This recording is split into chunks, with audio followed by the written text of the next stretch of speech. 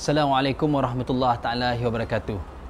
Alhamdulillahirabbil alamin wassalatu wassalamu ala asyrafil anbiya'i wal mursalin wa ala alihi wa sahbihi ajma'in. Allahumma iftah alaina hikmataka wa anshur alaina min hazaini rahmatika ya arhamar rahimin.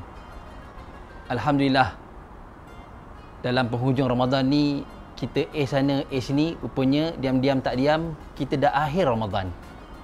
Ramadan ni ada 3 fasa tuan-tuan. Bukan fasa di taman fasa 1, 2 dan 3, tetapi perakhiran itu adalah pembebasan daripada api neraka. Muslimin muslimat, saya nak menggalak dan mengajak muslimin muslimat supaya mengerah kudrat di 10 akhir Ramadan ini supaya mendapat pengampunan dan mendapat rahmat daripada Allah Subhanahu Wa Taala. Antara keistimewaan malam-malam lain tu kadar tu sebab apa tuan-tuan? Sebab pertamanya malam itu lebih baik daripada 1000 bulan. Tuan-tuan tak nak ke ketika malam yang tuan-tuan dapat itu malaikat Jibril turun dengan malaikat-malaikat yang lain, bersama itu dengan perintah Allah Subhanahu Wa Taala.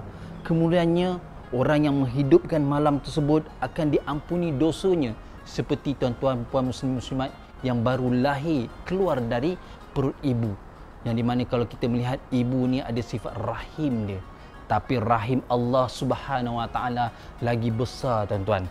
Kemudiannya tuan-tuan mendapat keselamatan, kebaikan, semuanya tanpa sebarang kejahatan, terbitnya daripada fajar.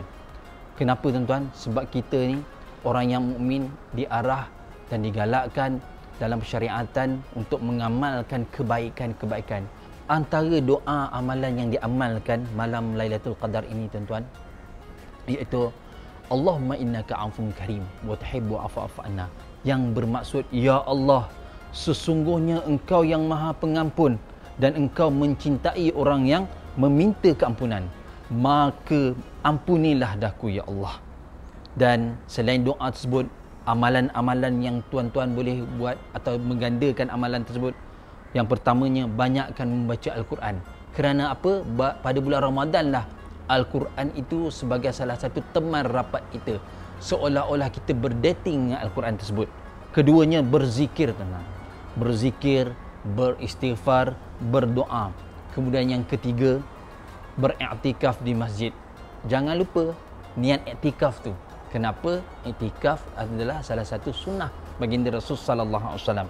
Yang keempat, laksanakan solat tarawih dan qiyamul di malam harinya. Kemudian banyakkan bersedekah. Bukan saja bersedekah pada Aidil Fitri, pada bulan Ramadan inilah kena perlu perbanyakkan sedekah. Sedekah senyum, sedekah duit, sedekah makanan-makanan bagi orang yang berbuka puasa. Itu adalah amalan yang terbaik. Muslimin muslimat yang dirahmati Allah Subhanahu Wa Taala, mudah-mudahan dengan amalan yang saya nyatakan tadi dapatlah kita beramal ibadah dan diterima amalan-amalan tersebut, supaya ganjaran ini dapat menanti kita bersemuka di depan Allah Subhanahu Wa Taala di padang mahsyar. Insya-Allah saya mendoakan tuan-tuan sihat dan dapat mengamalkan ibadah puasa di bulan Ramadan ini dengan sejahtera, dengan sihat, agar amalan tersebut diterima oleh Allah Subhanahu Wa Taala.